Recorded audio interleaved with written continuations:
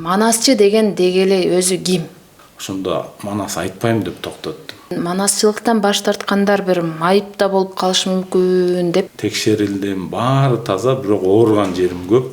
Манасты бир сериал кылса, кино кылса дегендер бар да. Тартам дегендер болгон, бирок кырсыктап калган учурлар көп тарыхта. Биз айылдан кетсек да айыл бизден кетпейт деген. Дал ошондой да, ошондой экен. Барган жердин эшиги каалга темир сомгалай, ээртиш болот бир далай. Ага деле сөз тийди го. Чын эле Манастын бир айкелиби же башкабы? Элдер сын айтканы туура. Манастагы махабат, сүйүү темасы. Сүйүүнүн ысыгын, алууланган отун адам чегин билбей куйкаланышы мүмкүн. Кыргызстанды Манас өнүктүрчүдөй болуп, Манас келсе эле кут келчүдөй болуп. Ар кандай ыплас жаңылыктар болот. Ошол менен Манас шаарында, Манас борборунда деп отуруп булганат Манас. Амансыздарбы, ардактуу көрүүчүлөр? Бүгүн биздин куттуу студиябыздын коногу Саякбай Каралаев атындагы алтын медалдын, Якутияда өткөн эл аралык сынакта бриллиант медалдын жана алтын сааттын ээси жаратман манасчы агабыз Замир Баялиев. Куш келипсиз агай. Шок болсун. Бүгүн сиз менен ушул Манас дүйнөсүнө сиңгүп, манасчынын бир табияты боюнча кеп куруп, анан ошол эле кыргыздын салт каадасы дегендей ушулар боюнча кеп курсак деп чакырдык атайын. Жакшы болот. Негизи эле манасчы деген дегеле өзү ким? Ал кандай болуш керек? Биз эми сизди ошол өнөрдүн, ошол дүйнөнүн өкүлү деп тааныйбыз, билебиз. Чоң рахмат. Манасчы Сүйүнбай Эралиев айткандай кылымдарга салынган көпүрө. Манасчы байыркыны, бүгүнкүнү, келечекти бир бүтүндүккө туюндуруп, саймедирип айтып берген улуу бир сүрөткер. Манасчы менин жеке оюмда байыркынын бүгүнкү өкүлү. Себеби манасчы алтыны бар тоолордой, бриллианты бар тоолордой. Тоолор көп, бирок казына катылган, алтын катылган тоолор саналуу. Андагы казына мамлекеттүүлүккө кандай керек болсо, манасчыдагы жан дүйнөсүндөгү улуу дүйнө, байыркыдан бүгүнкүгө чейинки сакталган улуу казына ошондой керек мамлекет үчүн, эл үчүн. Ошондуктан манасчы буулугат. Манасчы жанар тоодой жарылып турат, күпүлдөп турат. Манасчы өзү билип алып эле ошонун ичине катып жүрө албайт. Ал бук сыртка чыгууну, элге жеткирүүнү талап кылат. Манасчыдагы жан дүйнө табиятын сурап калдыңыз, ошол жан дүйнөсү тынчтык бербейт көп учурда. Шаарга батпайт менимче. Талга түскө, тоолорго чыгып, ээн эркин күпүлдөп манас айткысы келет. Анткени бул чоң энергетика. Ошол энергияны бир калыпта кармап жүрүш оңойго турбайт. Ошондуктан кээде оргуп ташат, кээде бөксөрөт, кээде толкунданат. Ошон үчүн бул абал манасчынын абалы деп билем. Бул табият манасчынын табияты. Сиз өзүңүз кантип келип калдыңыз эле? Кандай болду? Мен 6-7 жашымда түшүмдө баатырларды көрчүмүн. Ошол түшүм 15 жашыма чейин, 11 жашыма чейин уланды. 15 жашымда дагы даана көрдүм баатырларды. Ошентип жүрүп олтурду. Мен жан дүйнөм менен байланышкан бир касиет. Азыркыга чейин түшүмө кирет. Ошол баатырлар коштоп жүргөндөй азыр да туюлат. Алардын коштоп жүргөнүн туйбай кала турган болсом, мен коркуп баштайм. Чочуйм, эмнеден жаңылдым, эмне туура эмес болду деп. Ошондуктан бул биринчи түш көрүү, ошо жол берүү деп ойлойм. Андан кийинки аракет, андан кийинки ой санаа, ошого сүңгүп кирүү бул табигый көрүнүш бара-бара. Жалпы манасчылардын байыркыдан бүгүнгүгө чейинки манасчылардын өмүрүндө ушундай бар. Түш көрөт.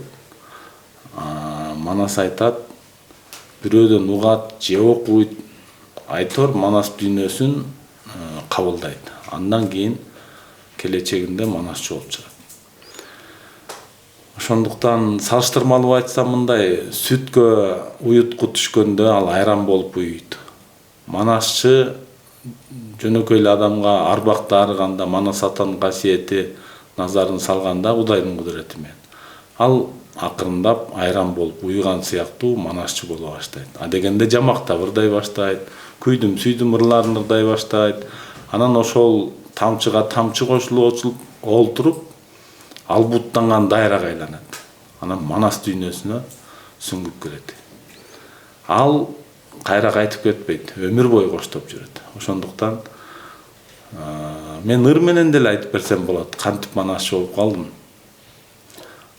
Бала кезде ойноп келип уктагам, баатыр көрдүм тегеректеп курчаган, качтым үйгө кармаарында ойгондум, катүгүн ай кантип эми тынч алам, алар жүрөт те байыркы доорунда, менде болсо айдан ачык бул заман, бирок мен өзөгүмдү байкадым, бабаларга улуу рухка суусаган, улуу рухтар коштоп сүрөп артымдан, улуу жүктү көтөрүүдөн тартынгам, муун бошоп, жүрөк түшүп те алгач, манас менде дал ошентип айтылган, касиетин бирин билбес кээси бар, көкүрөктө улуу буктун ээси бар, көк жаңыртат бабалардын дүгүртү, көөнө сөздүн уңгусунан сезип ал, ай көл манас айтса бүтпөс мурасым, карт тарыхым кан дүргүтүп турасың, ала тоону ыйык туткан кыргызым, ай көл шердин уюп жаткан уясында.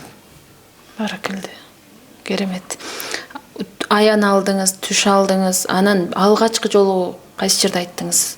Бул улуу баянды. Мен алгачкы жолу кой кайтарып жүрүп, торпок кайтарып жүрүп 6-7 жашымда деле айткан экенмин. Анан мектепке 1-класска барганымда эсимде калган ушул, мектепте манас айтып калам. Анан үйдө олтурганда агаларым, ата-энем айтат, Замир бүгүн мектепте манас айтты деп. Алар тамактын үстүндө олтурган жерден менден сурайт, ой, кантип манас айттың деп. Мен ошол мына минтип айттым деген манасым эсимде калып калган. Болбосо бул сурооңузга мен жооп бере албайт болчумун. Качан айтканым эсимде калбайт болчу. Ушундай окуялардан улам эсимде калган 1-классымда айткам. Бирок ал манас китепте жок экен, мага ким үйрөтүп койгонун билбейм. Сагынбай Саякбай аталардын вариантынан кийин көргөн жокмун. Бирок элдин ичинде айтылган манас экен да. Анан бир айткан кебиңиз бар экен, манасчылыктан баш тарткандар бир майыпта болуп калышы мүмкүн депчи. Сиз мен ушул улуу өнөрдү улантып айтышым керек экен деп өзүңүзгө бир милдет катары десек болот, ошол алган учуруңуз. Туура айтасыз, бул кыргыз эли муну жакшы билет, чындап эле бул аманат, Кудайдан берилген, арбакты арган улуу күч, улуу касиет, аманат. Ошону айтпаса, адам сөз түрдө сыркоолоп калат, же кырсыктап калат, же майып болуп калат. Бул те ата-бабалардын доорунан бери келе жатат. Мисалы Дүнкана Кочкеев деген манасчы ошо бала кезинде манас айтпай бир жак лыптасын баары шал болуп ооруп, анан эл ай бул тартынып жүрөт, элге чыкпай жүрөт. Манас айтып жолун ачалы, батабызды берели деп элге мал союп, түлөө өткөрүп, элден бат алгандан кийин анан жолуна түшөт. Менде деле ошондой окуя болду. Мен тартындым, айта албай жүрдүм, элди көрсөм уялдым, үйдө олтурганда сүйлөгөндөн тартынчымын, табиятыман тартынчак адамдардын катарын толуктайм. Бирок ал буттанган күч манас айтып талап кылып атканда, жан дүйнөмө тынчтык бербей жатканда мен талаага чыгып алып манас айтып жүрдүм. Элди көрсөм токтоп калып аттым. Бир учурда мектепти бүтөр учурда куракта мен башка кесиптин ээси болом деген кыялдар дагы мени жөн койгон жок. Ошондо мен эмне болуп жүрөм деп баягы манасчылык жолду деле түшүнбөй, ошондо манас айтпайм деп токтоттум. Ошондо мен сыркоолодум, оорудум, больницалап жүрдүм, текшерилдим, баары таза, бирок ооруган жерим көп. Кылдай арыктадым. Ошондой учурда атам мени жайлоого жөнөттү, суу самырга барып эс алып келчи. Балам аябай арыктап кеттиң. Ал учурда биздин учурда күндө жумуш кылчубуз, тыным жок болчу.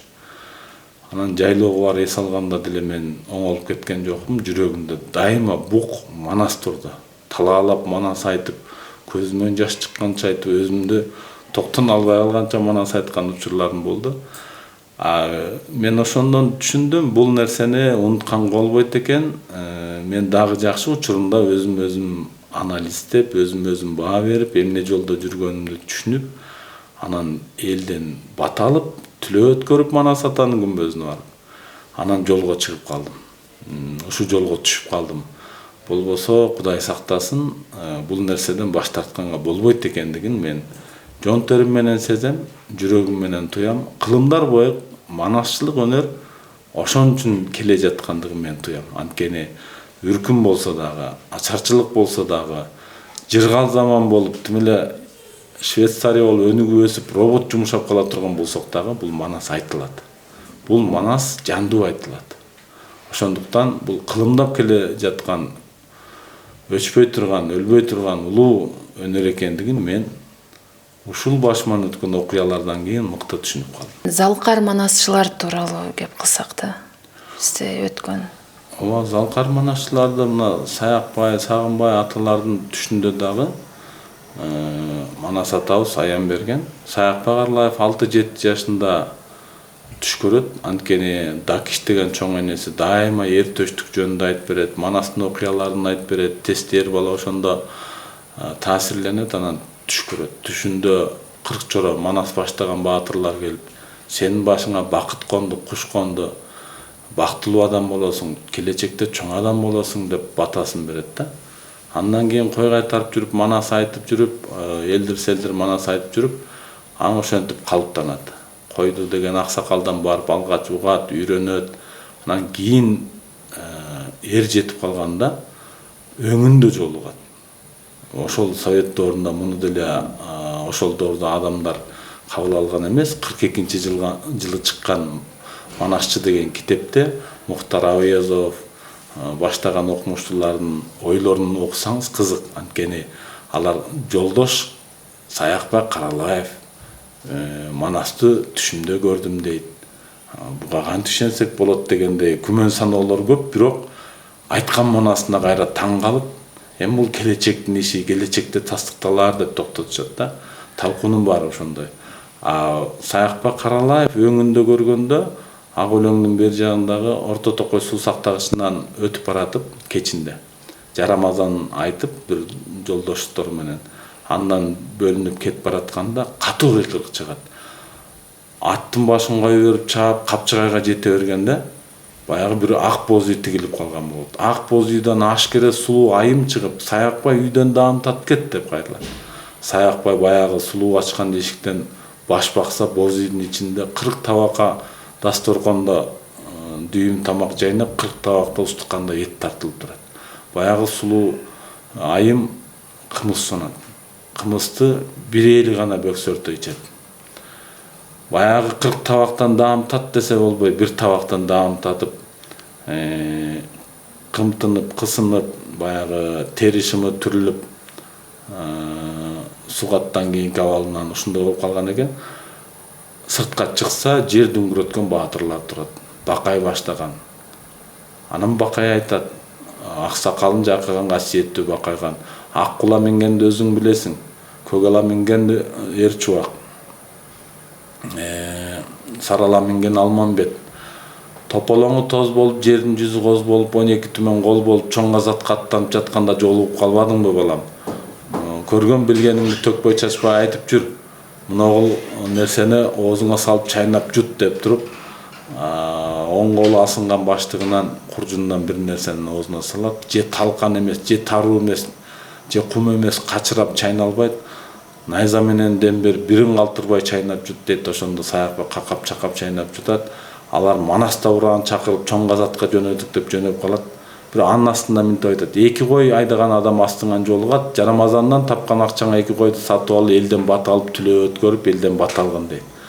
Ошентип ураган чакырып жөнөп калганда чаң таркап кеткенден караса, аты жанында турат, баягы боз үй жок, чоң таштын түбүндө олтуруп калган болот. Азыркы көргөн көзүнө өзү ишенип ишенбей, бир чети аябай толкунданып, аты менен алып үйүнө баратса, чындап эле 2 кой айдаган адам астынан чыгып жолугат.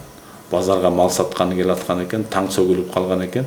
Ошондо Саякбай 2 койду сатып алып, анын үйүнө барып түлөө өткөрүп, ошо көргөн билгенин төкпөй чачпай айтып. Мына ушул Саякбайдын өңүндө көргөн жер азыр ак өлөмдүн бер жагында Капчыгайда дагы деле турат.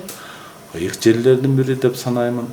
Мына өңүндө да жолугуп атат. Бул деген кече күнү биз Саякбайды тасмадан көргөн эл, Саякбайды көргөн элдин учу үзүлө элек учур. Бул керемет. Мындай нерсени кабыл алыш керек, түшүнүш керек. Ыйыктын ыйыктыгы, улуу касиет бизде жашап атат. Анан Саякбай келечегинде кандай болду? 500 000, 550 ыр сабынан турган 1,5 миллиондон ашык улуу манасты бизге мураска калтырып кетти. А Саякбай А деген тамганы тааныган жок. Жаза алган жок, окуй алган жок. Саякбай 1894 жылы төрөлүп, 1971 жылы 77 жашында дүйнөдөн кайтты. Мынакей Саякбайдын Залкар атабыздын бизге калтырган мурасы, байыркыдан келе жаткан Залкар манасчылардын учу ушинтип Залкарлар бизге улуу мурасты калтырып кетти. Дүйнө жүзүн дүңгүрөтүп кетти. Ал манас биринчиликте турат. 500 000, 550 ыр сабы дүйнөдө биринчиликте турат. Көлөмү жагынан, көркөмдүк жагынан, тарыхый жактан, бардык жактан биринчиликте турат. Демек баягы жаратман, Залкар манасчылар сөзсүз бир аян алып, түш көрүп, андан кийин бул жолго түшөт экен да. Анан баягы аттуу манасчы, жөө манасчы деп айтылып калат. Ооба, туура айтасыз. Аттуу манасчы, жөө манасчы деп илгеркилер 2 топко бөлүп айткан экен. Мынакей мен манасчылар жөнүндө, Залкарлар жөнүндө сөз айтканда убакыт жетпейт. Анткени биз бир Саякбайды кыскача айтып өттүм. Ал эми аттуу манас, жөө манасчы дегенде аттуу манасчыга Карбоз уулу Келдибек, Кумар уулу Балыгооз Бекмурат, лакап аты Балыгооз. Ушу 2 адамды айтчу экен да, аттуу манасчы. Анткени аларга жанагындай өңүндө жолугуп ат тартуулаган экен.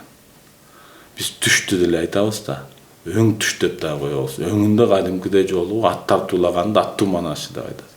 Айырмасы ошол жөө манасчылардан аттуу манасчынын айырмасы, аттуу манасчы абдан көп билген экен. 40 миллионго чейин билген экен. 40 чоронун төрөлгөндөн өлгөнүнө чейин баяндап айтчу экен. Ар бирин 1 миллиондон айтканда эле 40 миллионду ошолор айтчу экен. Мисалы үчүн Карбоз уулу Келдибек 13-14 жашында талаада ышкын терип жүрүп уктап калат. Жер дүңгүрөткөн баатырлар курчап калат.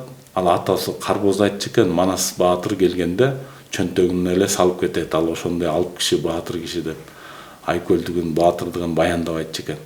Түшүндө тегеректеп калган баатырларды көрөт, чоочу ойгонот, караса чындап эле тегеректеп турат. Атын минип алып көрмөксөнгө салып кетип атса, калың аскердин ичинен, баатырлардын ичинен сулууча келген бир жигит чыгат да, ырамандар чогул экен. Келдибекти чакырып, анан ат тартуулагандан кийин ыр менен да баяндап айтат. Экөөгө бирөө ката албайт. Аттууга жөө жете албайт. Илгери өткөн чындыкты жашырып капка ката албайт. Бабаларың тетигил берген атын кайра албайт. Элиңдин жомокчулары сенчелик жомок айта албайт деп. Ыр менен да баяндайт. Ал атты мингенден оолугуп, баягы күпүлдөп манас айткысы келет. Аралашып жүрүп манас айтчу экен. Ал Аккула, Айбанбоз, Maanikер тулпарлардын тукумунан ушул атты сага бердик дейт. Сенден башка киши бул атты минбесин деп берет. Эми бул реалдуу эле нерсе, бирок адамдар көпчүлүгү акылына сыйдыра албайт. Биз ошол бул уламыш эмес, бул кечеги 2-3 кылым мурдагы эле өткөн биздин улуу Залкар манасчыларыбыз. Ошондуктан аттуу манасчынын айткан манасын элестетип көрүңүз. Ал эми бизге жеткен 1,5 миллион ыр сабын элестетиңиз. Демек, манас дүйнөсүнөн бизге жеткен мурас бул бир тамчысы эле. Манастын ачылган сырынан ачыл элек сыры көп. Ошондуктан анын сырын ачууга деле далалат кылбаш керек. Болгону ниет түз болуш керек, жүрөк таза болуш керек. Манаска болгон мамиле туура болуш керек. Анан баягы балык ооз деп айтпадыңызбы, лакап аты деп. Бул эмнеден улам? Жанагы Балык ооз деп өңүндө аталып калган. түшүндө жолукканда баатырлар айтат: "Ай Бекмурат, бизди таанып атасыңбы?" дейт. "Көргөнүм жок эле, болжоп турам" дейт. Аны ошондо айтат: "Көзүң, оозуң балыктыгындай экен. Мындан кийинки атың балык ооз деген лакап атка конот" деп айтат. Ошо менен мына балык ооз деп элдин баары лакап атынан атап кетет. А балык ооз Залкар Манасчыбыздын жайы Байтиктин Боз Бөлтөгүндө, ушул күндө. Анан Манасчыны окутуп, тарбиялап чыгарса болобу? Манасчыны окутуп, тарбиялап чыгарса болбойт деп айтам. Эмне үчүн дегенде, мына республикадан 20 баланы тандап алалы. Баары жаттаганы да ошондук, окуганы да ошондук, айтканы да кырааты менен келтире айтат. Бирок 20 жыл окутуп, баарын жаттатып, 20 жылдан кийин турмуш жолуна чыгарса, ал турмуш жолунда өй жылдыйда, ысык суукта, ачуу таттууда өксүп калат. Баягы жаттаганын унутуп калат. Аны биротоло улуу дүйнөгө алып жүрө албайт. Качан Манасчыны окутса Манасчы чыгат, эгерде Манас атанын арбагы дарыган болсо, Кудай жол берген болсо, анан ошону окутса, ошону тарбияласа, ошондон чоң Манасчы чыгат. Ал эми андай адам сейрек болот. Анан азыр сиз айтып өтпөдүңүз, баягы сырын ачам деп дагы аракет кылбай эле коюш керек, ошо сырдуулугу боюнча эле калып калыш керек деп. Анан бизде айрым учурларда бир пикирлер айтылат, Манасты бир сериал кылса, кино кылса дегендер бар да. Ушуга сиздин оюңуз? Ооба, ошентип дагы айтышат, ошентип дагы акча эле болсо баары чечилчү деп ойлошот. Биздин акчабыз гана жок да, акчабыз болсо ушуну тартат элек деп кыялданып алгандар да бар. Жок, жол берсе болот, жол бербесе болбойт. Манасты кино кылып тартуу оңой эмес. Ал сериал кылып улап тартуу оңой эмес. Манас бул бир ачылбас казына. Манас Ала тоонун башында турган мөңгүлөрдү. Ага элдин баары жакын барып мөңгүнү көрө албайт, бирок ошол мөңгүнүн суусунан этекте туруп ичет. Ал кылымдап турат мөңгү. Манас да кылымдап жашап атат, кылымдап өзүнүн руханий азыгы менен элди сугарып атат. Тартам дегендер болгон, бирок кырсыктап калган учурлары көп тарыхта.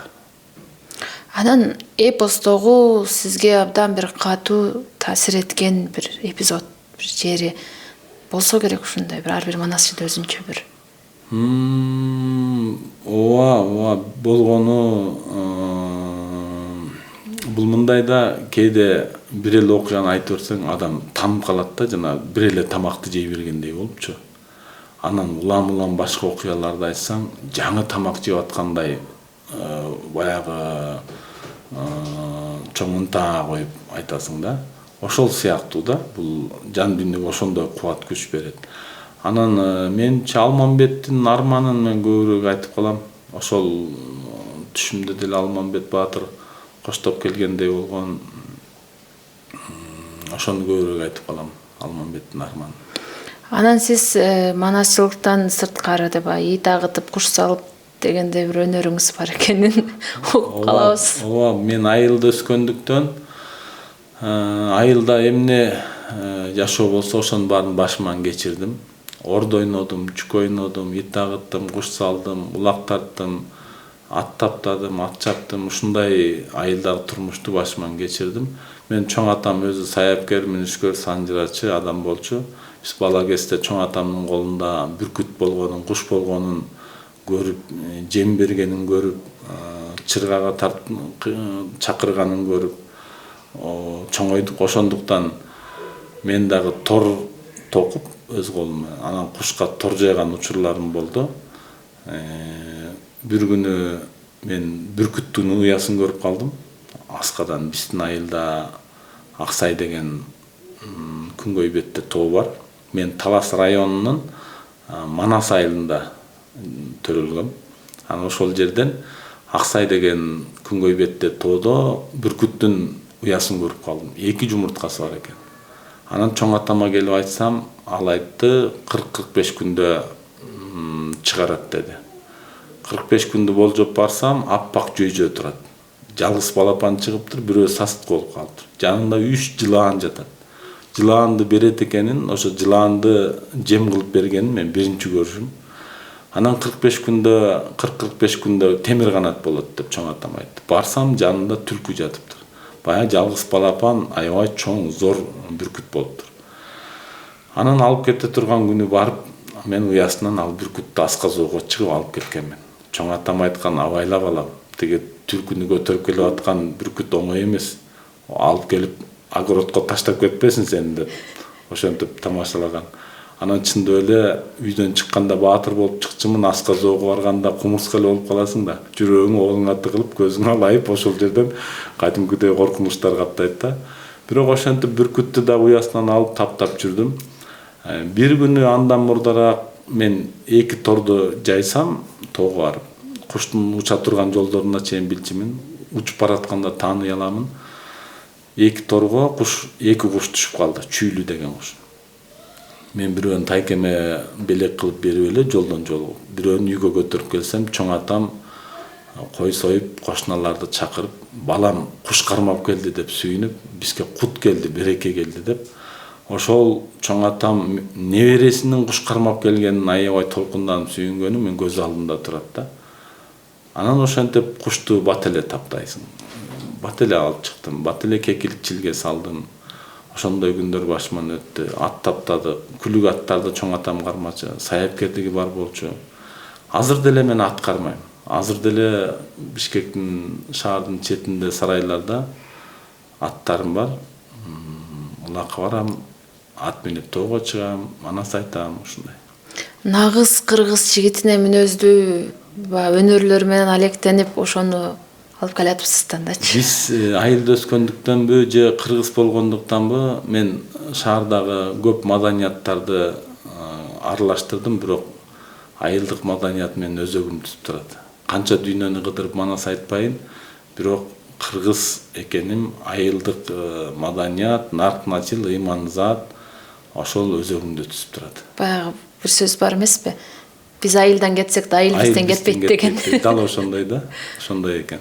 Анан баягы 2 жаш үйлөнгөндө, куш салып дегенге улай деп атам да, 2 жаш үйлөнгөндө бир куш бооңор бек болсун деген бир сөз айтылат да. Топтура айтасыз, мына бул мааниси байыркы сөз. Кызды келген келинди коңгон тууруң кут болсун деп. Кушка салыштырышканда, жигит үйлөнгөндө жигитти куш бооң бек болсун деп куттуктаган, ал эми келген келинди коңгон тууруң бекен болсун, көшөгөң көгөрсүн, эр азамат төрөлсүн деп алкап баталарын беришкен. Эми кушка салыштырып атканда чоң маани бар, анткени кыргыз кушту кармаганда кут келди, рызкы келди, дөөлөт келди, береке келди, оомат келди деп кабыл алган куш келгенде. Ал эми келин келгенде да ошентип оомат келди, кут келди, береке келди, дөөлөт келди деп кабыл алган, салыштырган. Кушту да карабаса кетет, аялды да карабаса кетет. Ал эми мүнүшкөр кушту кандай таптап, үндөккө салып, кандай тилге салып көндүрүп ала турган болсо, келген келинди дагы, келинчегин жигит ошондой көндүрүп алыш керек деген үй бүлөлүк институт жатат бул жерде. Ал эми куш кете турган болсо колдон учуп, анда дөөлөт кеткен, оомат кеткен, ажал жетти дегендей сулуу кабары да бар. Мисалы үчүн Семетейдин Акшумкарын Айчүрөк алып качып кеткенде, артынан кууп барып оогандагы жоо менен чабышып Айчүрөктү алып келип атат. Эгерде куштун ошончолук оорду болбосо, артынан барбайт эле да. Куш Акшумкар жок боло турган болсо, анда баштан оомат кетти деп чочуп кетет Семетей. Башыбыздан дөөлөт кеттиби, ажалыбыз жеттиби деп чочуп кетет. Айчүрөк алды дегенде Канчоро менен Гүлчоро сүйүнчүлөп чыгып келет. Айчүрөк алыптыр. Андай болсо баралы деп Айчүрөктөн барып, Айчүрөктүн кошо өзүн алып келет да. Бул жерде бул байыркыдан бүгүнкүгө жеткен улуу сөздөр, улуу түшүнүктөр. Ошондуктан биз дайыма куш боо бек болсун, коңгон тууруң бекен болсун деп кыскача баягы куттуктап айтып койсок дагы жарашат да. Ал эми ушул тойлордо чоң энелер айтып жүрөт, келин тарапка дагы барган жердин эшиге каалга темир сомголай, эртиш болот бир далай.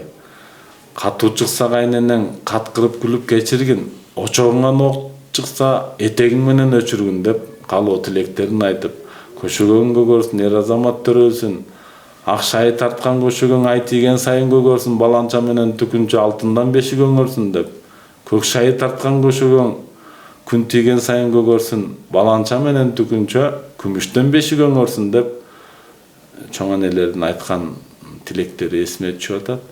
Бул тойлордо алгачкы куттуктоо азыркыдай кушбоо бек болсун, коңгон турун бекем болсун, көшөгөң көгөрсүн, эр азамат төрөлсүн деп барып анан улуу сөздөр менен жыйынтыкталат бата тилек менен. Анан баягы азыр айтып өтпөдүңүзбү, өзүңүз да бала кезден азыркыга чейин азырда көк бөрү тартат экенсиз. Жаратма манасчыда укканыбыз бар, көк бөрүнүн дагы абдан керемет бир сүрөттөгөнүңүздү. Көк бөрүнүн тарыхы бул эмне үчүн көк бөрү? Ооба, жаратма манасчы деген сынакта ошол ар ким өзүнүн вариантында айтыш керек болгон. Ошондо мен көк бөрүнү кеңири окуя кылып айтып бергем. Ошондо Сагынбай Саякбайда кыска эле айтылат, көк бөрү ойношту, улак тартышты деп, бирок окуя жок. Анткени ошол доорлордо тыюу болгон бул оюнга. Тыюу болгондон кийин айтылбай калган. А биз айта турган азыркы манасчылар да ушундай тыюуларын, элге жетпей калган учурларын айта турган азыркылар. Ошол негизде кошком. Анан кийин тарыхын сурап калдыңыз. Тарыхы бул аябай эки бөлөк ойлоп жүрүшөт да. Бир тарабы биз бөрүнү тартканбыз деп ойлоп жүрүшөт. Бир тарабы биз улак тартканбыз деп ойлоп жүрөт. Анан бөрүнү тарткан деген туура эмес. Бөрүнү качкырды тарткан деген бул такыр биздин салт санаага, дүйнө таанымга, түшүнүгүбүзгө такыр туура келбейт. Анткени кыргыз бөрүнү тотем катары кабыл алган. Бөрүнүн чүкөсүн дагы, өтүн дагы, тырмагын дагы ырым-жырымдарда, бала эмдегенде, башка учурларда бүгүнкүгө чейин колдонуп келет. Ал эми тарыхын айта турган болсок, бул бөрүнүн оюну болгон. Бөрү бөлтүрүктөрүн улак менен ойноткон, жашоо турмушка үйрөткөн, кантип жашаш керек, улакты кантип көтөрө катыш керек, кантип жетелеп сүйрөп катыш керек, жашоого үйрөткөн, оокат кылууга үйрөткөн. Бөрү эле эмес, чымчык да үйрөтөт баласын, жылаанды үйрөтөт, бүркүттү үйрөтөт, баардыгы табиятынан бала чакасын турмушка бышырат. Бөрү деле ошентип үйрөткөн. Ошону кыргыздар мыкты билген, табиятында түшүнгөн, бөрү көк жалды абдан баалаган. Анткени бөрү тайманбас, күжүрмөн, артка кайтпас, баатырдык мүнөзү бар, кекчил, буйрук укпайт. Аюу арстанда сиркке барып көнүп калса, бөрү көнбөйт. Ошондой катаал мүнөзүнөн улам бөрүнү ыйык тутушканда анын ойногон оюнун жашоо турмушун өздөрүнө алган. Мисал үчүн улакты бөлтүрүктөр тартып ойноп атат. А кыргыздар улак тартпайт. Улак деген аталыш гана калып калды. Улак кичинекей болуп калат. Азыркы биздин балбан жигиттер улак тартканда, биз деле улак тартканда, улак кичинекей болуп калат, айрылып калат, тытылып калат. Серке тартат, теке тартат, торпок тартат, топоз тартат, күчүнө жараша. Ошондуктан улак деген аталыш калып калган. Топоз улак, торпок улак, теке улак, серке улак деп улак дегенди айтышат. Келип чыгыш улакта жатат. Көк бөрү оюн улак тартыш деген эки сөз, эки маанини түшүндүрөт. Ал эми манастан айта турган болсок, кылымды билген 40 бөрү кыраан манас жөөкөрү деп да айтылат. Манастын колдоочуларынын бири дагы көк бөрү болуп саналат. Көсөө куйрук көк бөрү артынан ээрчип алып тур, айбатын катуу салып тур деп айтат. Ошондуктан кыргыз эч убакта дүйнөкор болуп, малды жеп койду, малды жарып кетти деп анан карышкырды кууп, бөрүнү кууп, аны жыгат чаап, анан тарткылап ойногон эмес. Ал жаратылыштын сырттаны. Жаратылыштын сырттанына сырттандай мамиле кылган. Ал көкжал. Ал эми бөөрүлөрдүн ушу күнгө чейин малга тийсе, бөөр алса төлөп бербейсиң, уур алса төлөп бересиң. Бөөр азыгы жолдон, эр азыгы элден деп бекер айткан эмес. Бөөрүнүн иттин ээси болсо, бөөрүнүн теңири бар деп айткан. Бул түшүнүктөрдүн баардыгы бөөрүнүн жашоо шартын кайсыл жерде экенин көрсөтүп турат. Кыргыздын мамилесинде, дүйнө таанымында. Ошондуктан кылымдар бою көк бөрү оюн уланып келатат. Анткени байыркы мындай улуу салттуу билимдин, түшүнүктүн негизинде уланып келатат. А эгерде карышкырды малды жеп койду деп барып чаап өлтүрүп тарткылашса, ал бир бейбаштык эле болуп калмак, бир жапайычылык эле көрүнүш болуп калмак. Ал эми карышкыр чындап эле бөөрү көбөйүп кете турган болсо, малга, жанга зыян келтирип аткан болсо, аны мүнүшкөрлүк менен ордуна койгон. Мүнүшкөрлүк деген бул да улуу чоң кесип, бүркүттү таптап, бүркүттү бөөрүгө салган. Ошондо табияттын күчүн табиятка пайдалана билген.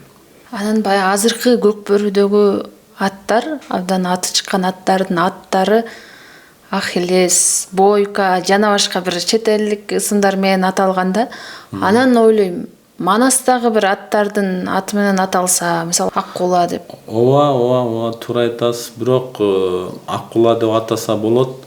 Бирок мен ушул күнгө чейин көк бөрү ойногон тармакты аралашып жүрүп, Аккула деген атты көрө элекмин. Эмне үчүн? Ал өңү түсүнө жараша айтылган Аккула деп. Өңү кула, кара жал, өзгөчө сонун бу бир мал.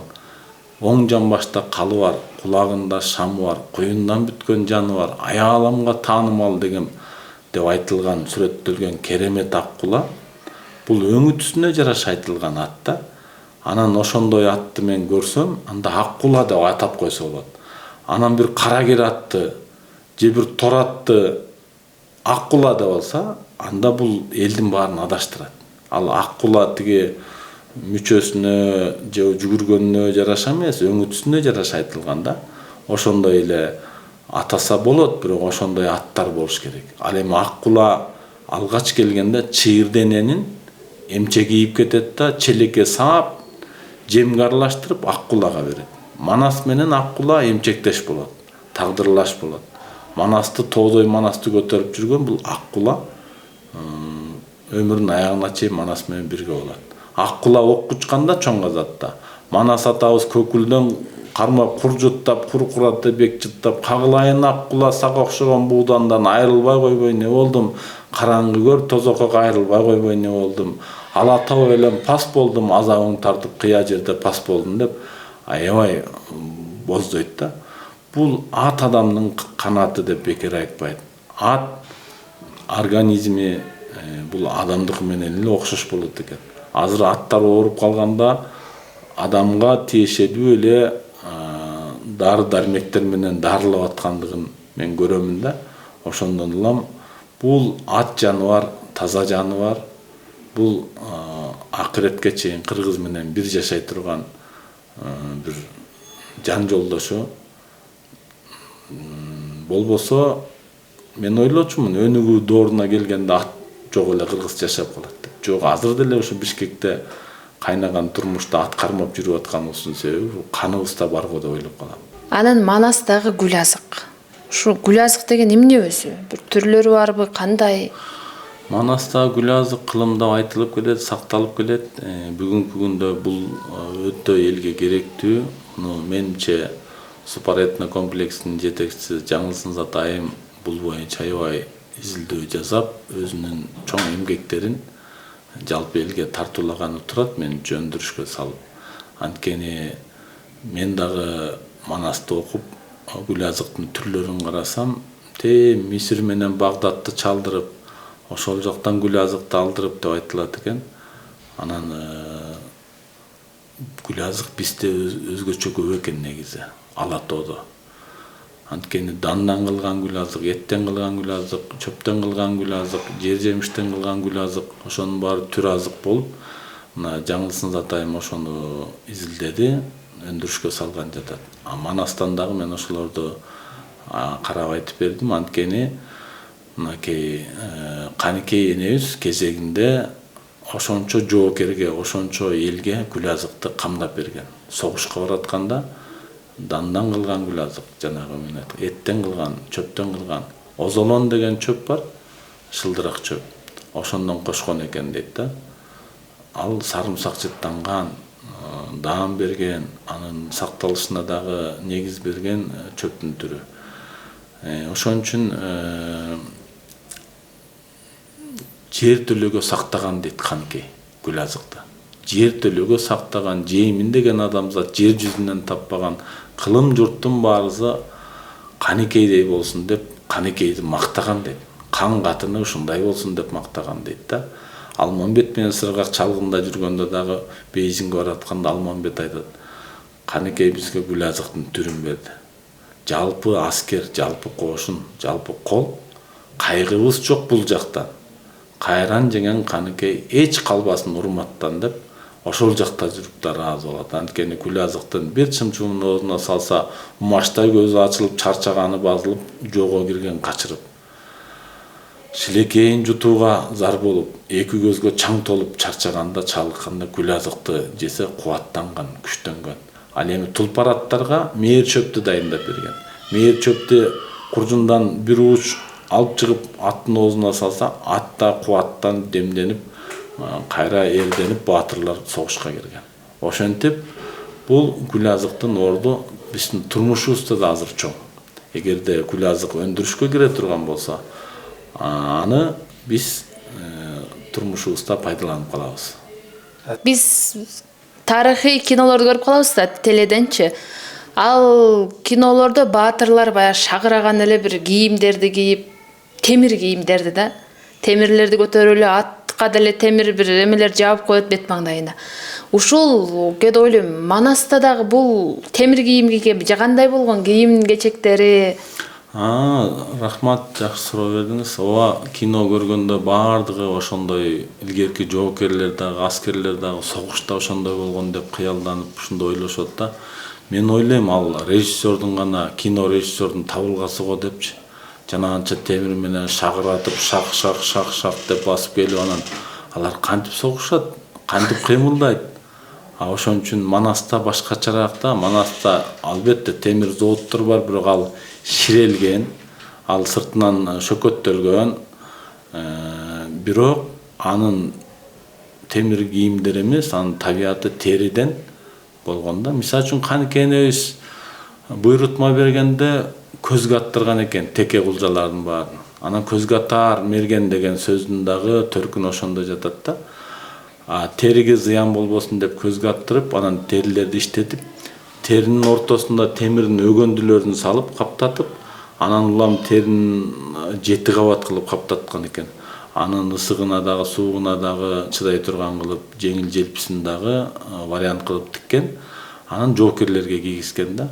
Бул ат жабдыктар да ошондой болгон. Ошондо коргошун окто өтпөйт, андан табылгы жакса чок өтпөйт, очо караса ок өтпөйт, кармаса чоюлат, тарса кол кыйылат деп канда кайшымда айтылат. Ал эми бунун баардыгы териден ортосуна ширетилген темирдин өгөндүлөрү менен каптап отуруп жасаткан да. Манастагы кийим, жоо кийимдер ушундай болгон деп ойлойм. Манаста издесең баары бар дейт.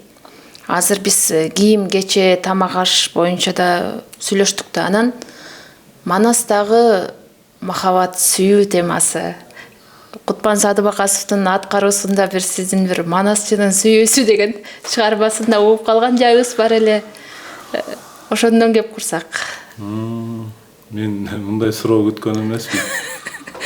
Бирок ооба, сүйүүнүн орду чоң Манаста.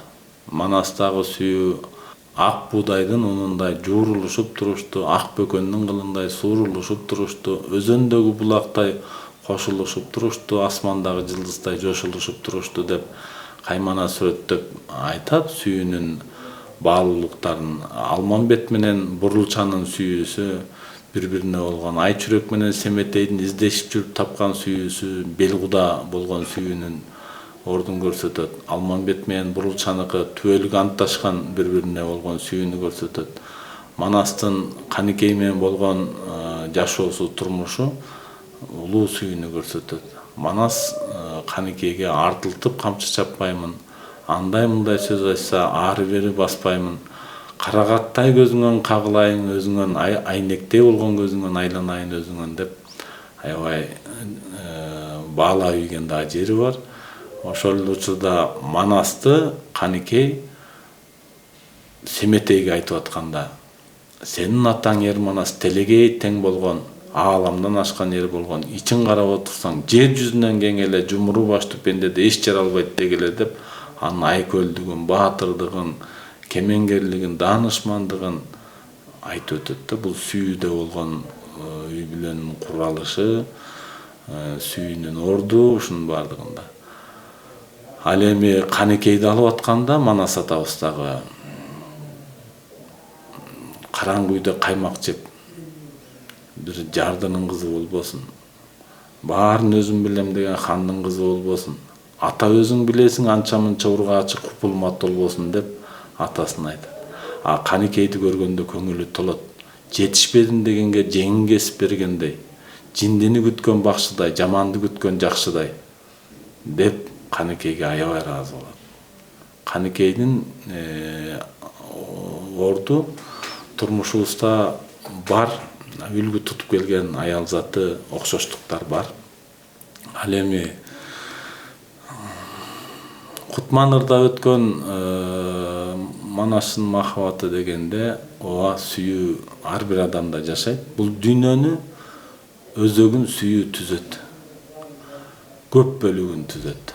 Кээ бир учурда көртүрлүк менен, майда барат иш менен сүйүүгө болгон көз караш мындай бир кыска эле, жеңил желпиле болуп калышы мүмкүн, бирок өзөктү сүйүү түзөт, жашоонун өзөгүн.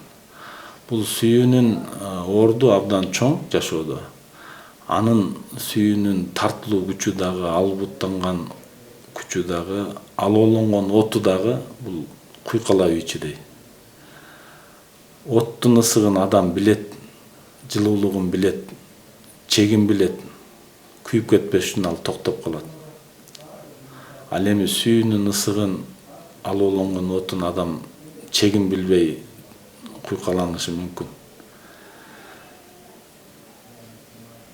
Атай Огонбаев учурунда күйдүм чок деп бекер ырдаган жок да. Азыр турмушта сүйүүнүн ырлары да басымдуу. Ар бир өзүнүн деңгээлине жараша ырдайт. Бирок сүйүүнүн өтө чоң чеги бир уламышта айтылат. Бала бирөөнү сүйүп калат. Аны менен жүрөт. Ал сүйдүргөн адам улам акырындап жетелеп жүрүп отуруп, аягында энеңдин жүрөгүн алып келип бер деп айтат. Баягы бала энесинин жүрөгүн алып келет. Ошону алып жүгүрүп келатып, чалынып кулап, энеси ошондо айтат: "Балам, эч жериң ооруган жокпу?" деп. Бул чеги ошол. Бул мындай бир уламыштай айтылганы менен ошого чейин жетип калат. Ошондуктан өзүнүн чегин билиш керек, сүйүүнүн ордун билиш керек. Сүйүүдө адамдар ак караны билиш керек. Эгерде андан азап чеккендер да болот. Ошону арзуу кылып жүрөгүнө камтыгандар да болот. Айтор кыргыз бир эле сөз менен айткан бир чети: сүйүүнүн көзү сокур деп койгон. Айтор акыл эсти алат деп койбойсузбу? Акыл эсти алат, бирок чеги менен болуш керек деп ойлойм. Өзөктү түзөт. Айтматов сүйүү баянын бекер улуу чыгармаларында колдонгон эмес. Бул көнөрбөйт, жапжаш. Канча кылымды карытса дагы кудайлык даражага, кудайлык касиетке күч да. Кудайга таандык. Ошондуктан нике кайып буйрса деп айтат. Бул нике кайып буйрса деген бул кайыптын иши. Сүйүү бул кайып. Ошонун ордунда түшүнүш керек деп ойлойм. Мен бул суроого даяр эмес болчумун, ошон үчүн бул акылды алат чын деп эле карачы. Ары бери тантыратат да. Айтканым ошол болчу да, күтүлсүз суроолор болот арасында депчи. Сүйүү жашасын. Жашасын. Азыр өнүккөн заман. Техниканын заманы дейбиз. Кааласак камера, диктофон баары бар. Мисалы, манасчылардын манас айтканын жазып алабыз десек да. Мурдагы ошол жана атап өткөн бир залкар манасчыларды, бизге чейинки манасчыларды кантип жазып алышкан? Алар айтып аткан учурда кагазга жазган эмне кылган? Илгерки манашчыларды жазып алганда Ыбырайым Абдурахманов, Саякбай Каралаевди, Сагын Борозбаковду жазган. Ошондо Сагын Борозбаков жазганда ал учурда азыркыдай ручка жок, куштун канаты менен сыяган алып, анан ошону кагазга түшүрүп жазып атканда көптөр ойлойт экен, күпүлдөп манас айтып атканда жазып алган деп. Жок, кадимкидей эле сиз экөөбүз баарлашкандай эле олтуруп, ар бир сапты айтып, токтолуп айтып берип олтурган. Диктовать эткен мындайча айтканда. Ошондуктан Сагын Борозбаков эртеси күнү, ой Молдоке, Ыбырайым, Алмамбетти кичине башкача айтып койгон турбайлы, түндө түшмө кирди.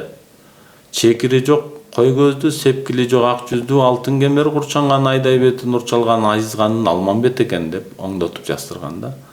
Мына ошентип диктовать этип жүрүп олтуруп жаздырган.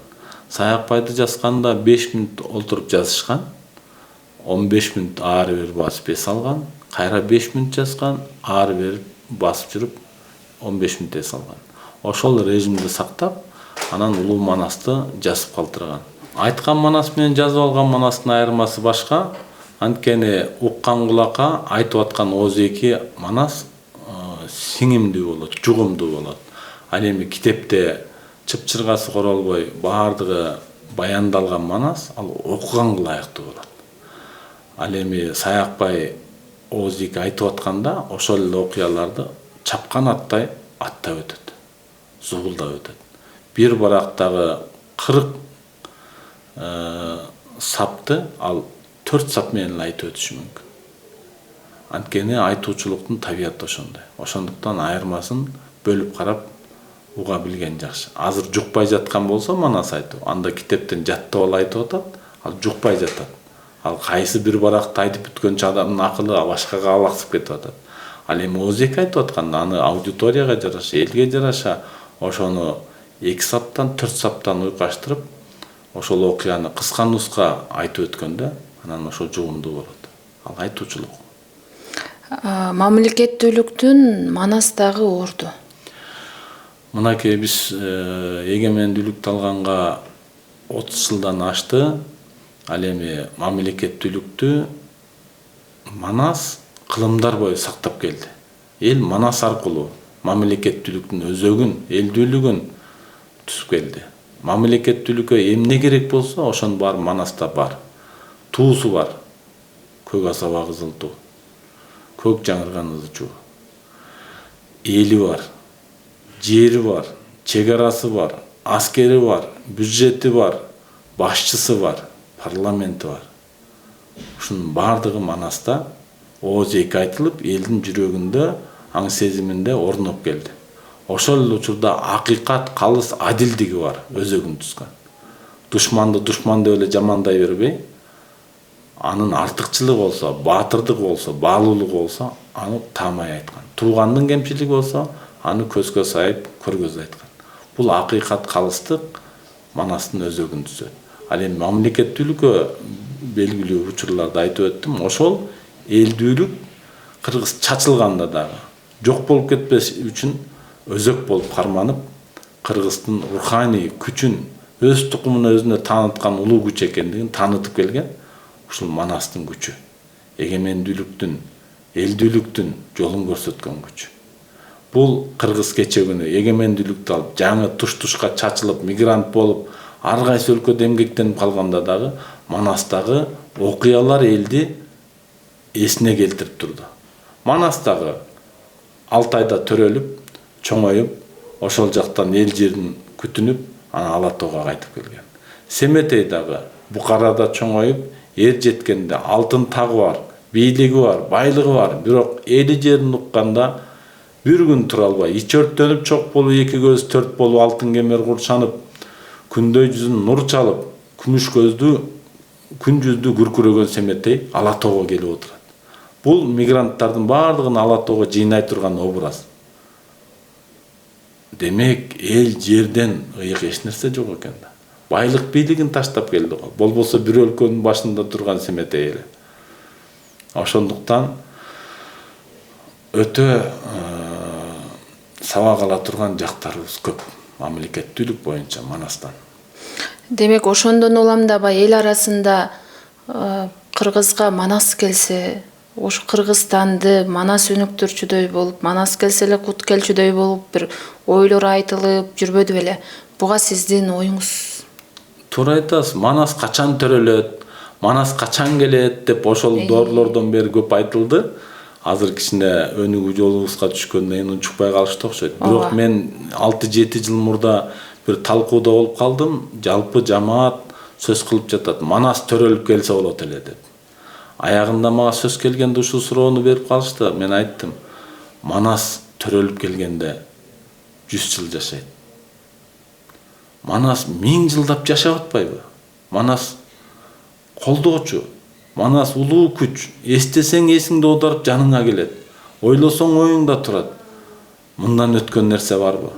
Манастын төрөлгөнүн эмнеге күтөсүңөр? Манас төрөлө электе, мына Жакып эңсеп жүргөндө, балалуу болсом, чачылган элди жыйнай турган баатыр келсе деп эңсеп жүргөндө, төрөлө электе Манас кайыптын күчү менен катарлаш жашап аткандыгын көрсөтөт. Мал сойбойм, түлөө өткөрбөйм дегенде, атакен неге кайгырдың, акылыңан айрылдың, алганыңды дал кылдың деп үнү кылат Манастын. Бул улуу күч да. Манас төрөлө электе Миңдибай деген кошуна баласына Жакыптын көрүнөт 40 чоро менен жүргөн. Ой, Жакып ата, сиздин 40 балаңыз бар турбай? Манас баштаган деп кошунасы таң калат. Бул демек өтө сырдуу, өтө күчтүү күч да. Ошондуктан мына касиеттүү Камбакайдай болуп Чыңгыз Айтматов атабыз жашоого келип кетти. Дүйнөгө Кыргызды таанытты. Кыргыз эмес Советтер Союзунун өлкөсүн бүт таанытты. Европа менен бириктирди. Улуу жол жасады. Ага деле сөз тийди го. Баркына жетпегендер болду го. Манас төрөлүп келсе эле элдин баардыгы дуулдап, шуулдап, Манас келди деп калбайт да. Манас андан дагы күчтүү, андан дагы сүрдүү, андан дагы сырдуу абалда жашап атат да Кыргыз менен кылымдар бою. Канча кылым өтпөсүн, айдың аспан дүрт жер бетинде Айкөл Манас атабыз. Демек, ушуну сезиш керек кыргыз баласы. Анан борбордук аянттагы Манастын эстелиги алмашылганда коомдо кайчы пикир жаратты да, бир топ элечи. Сиз манасчы катары бул чын эле Манастын бир айкелиби же башкабы? Мисалы, ошол эле эл арасында Кытайдагы Кызыл Суудагы баягы 40 чоросу менен Манастын эстелигин салыштырып, ошондой койсо болмок, койгонго жараша деп айтылгандар да болду. Кандай бул? Менимче бул азыр деле актуалдуу да. Туура айтасыз, эстелик тургандан кийин канча жыл өтпөсүн бул сөз болуп атат. Мен учурунда да пикирин билдирдим. Мен ал эстеликти койгон авторду сыйлайм, эмгегин баалайм, билимин баалайм. Бирок ал баалаган, сыйлаган ал өзүнчө сөз, өзүнчө маани. Ал эми эстеликтин коюлушу азыркы турпаты образында, идеясында туура эмес. Кыргыз 1000 жылдык жашоосунда ат менен байланышкан жашоосу бар. Ат менен бастырганда камчысы жок болсо чолок атка коносуң. Ой, чолоксуңбу деп аксакалдар айтат айылда. Ат менен бастырганда эки жагын караны жерди мурдун жаланса, эки жагын каранба, аргамак атты менгенде көйрөң атка коносуң деп ошол жердеги тартиптагы ыйман-зат, нарк-насил дагы, салт санадагы ат менен болгон жашоосунда 1000 жолу айтылат. Ат менен келатканда жөө киши салам береби же ат менен келаткан киши салам береби деп. Ал эми бул эстеликте атты чаап баратат. Кыргыз жашоосунда 2 жолу ат чабат. Сүйүнчүлөгөндө жаш балдар ат чабат, сүйүнчүлөп, бирок колуна ак жоолукту кармаган. Анын сүйүнчүгө келаткан эл колундагы ак жоолуктан билет, сүйүнчүлөп келаткан. Ал эми эч нерсеси жок атты чаап өтсө, суук кабарды айтканы келаткандыгын туят. Бул ат чаап бараткандын ошондой жолу бар. Ал эми Манас эстелигинде ат чаап бараткан эстеликти койду, Манас деп. Бул идеясында туура эмес дегеним ошол. Каяка чаап барат? Манастан улук киши барбы? Манас эгер ошол болсо, анда кимге баратат? Кайсы кабарды алып баратат? Ошон үчүн элдер сын айтканы туура. Анан мындай да чечүүчү жолун айтайын. чечүүчү жолунда бул Манас эмес, буну Сыргак деп койсо жарашат. Маселен мындай да, муну Сыргак деп айтса жарашат. Себеп дегенде элдин ызылдаганы ушул да. Атаң сүрөтүн көрсөт десе, атасынын энисинин сүрөтүн көрсөтсө, ой бул сенин атаң эмес, агаң турбайбы? Атаң эниси турбайбы деп ызылдап аткандай да. Манастын эстелигин койду, Сыргактыкын коюп койду да. Ал Сыргакка жарашат. Анткени атка жеңил тайгачак, уйкусу жок эр Сыргак атты чаап баратат. Сыргак, Кара Калпак кыргагы, Кам Манастын Сыргагы деп жазып коюш керек. Ошондо талкуу токтойт.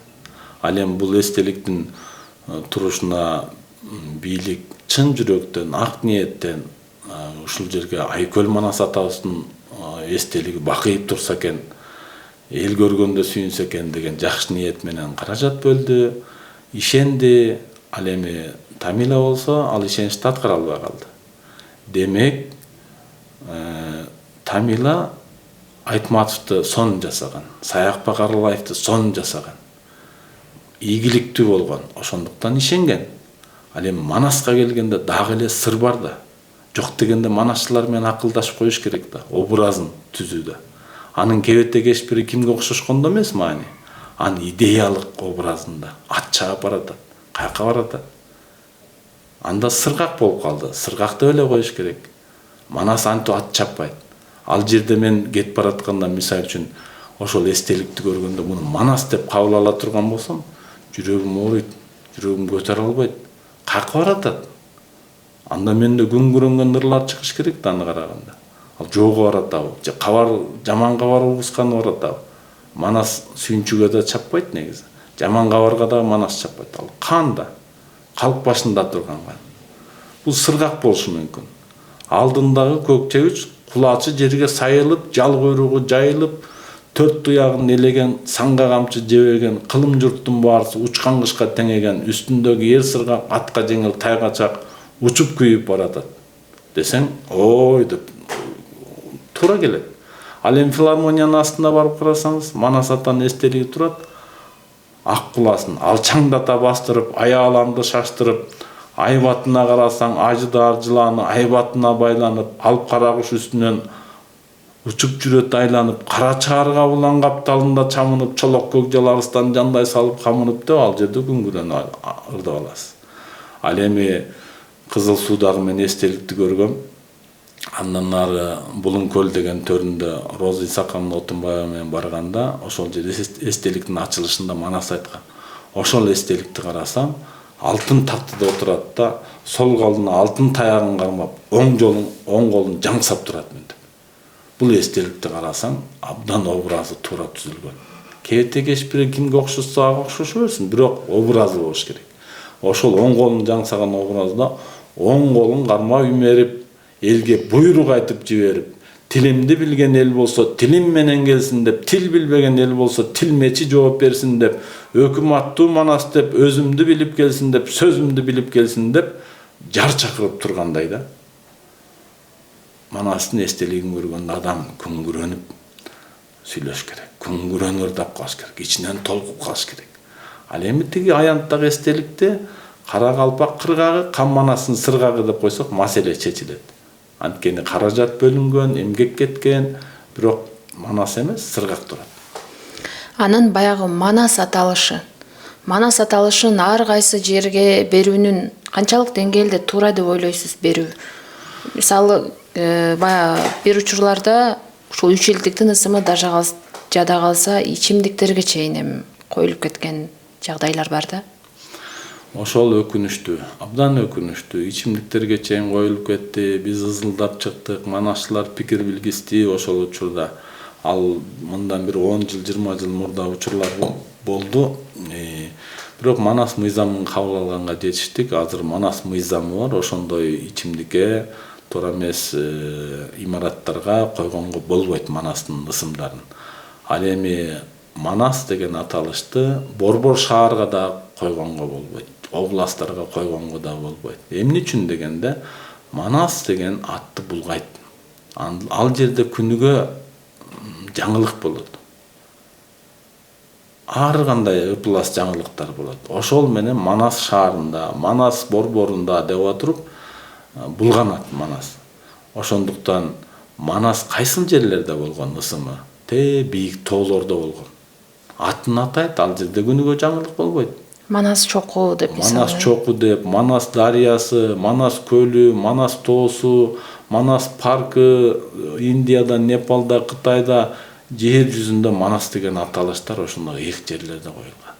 Анан борбор калаага койгонго да болбойт, Талас шаарына дагы Таласка койгонго да болбойт. Негизи мен бул нерсеге Манасчы катарында касиетин терең билгендиктен мен жан дүйнөмдө каршымын ошентип койгонго.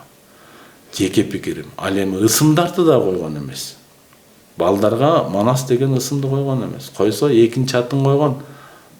Сыркоолоп калса, ай Алымбек же болбосо Келсинбек деп экинчи аты менен атап жүргөн. Документте эле Манас болуп калат. Анткени көтөрө албай калат деген ой бар. Анан өткөн жылы Жаратма Манасчы деген сынак өттү. 2-3 миллиондон байга алдыңыздар, өз вариантыңыздарды айтып дегендей куттуктайбыз. Рахмат. Анан учурунда залкар жазуучубуз Чыңгыз Айтматов дагы сурап калчу экен баягы илимпоздордон, академиктерден. Бизде азыр Жаратма Манасчы барбы, уланып атабы, же ушу менен сагынбай саякбайлар менен бүттү дегенде бир ойлончу экен да. Ушул сиздердин вариантыңыздарды сурап, өздөрү кайрылып, илимпоздор барбы ошондойлор?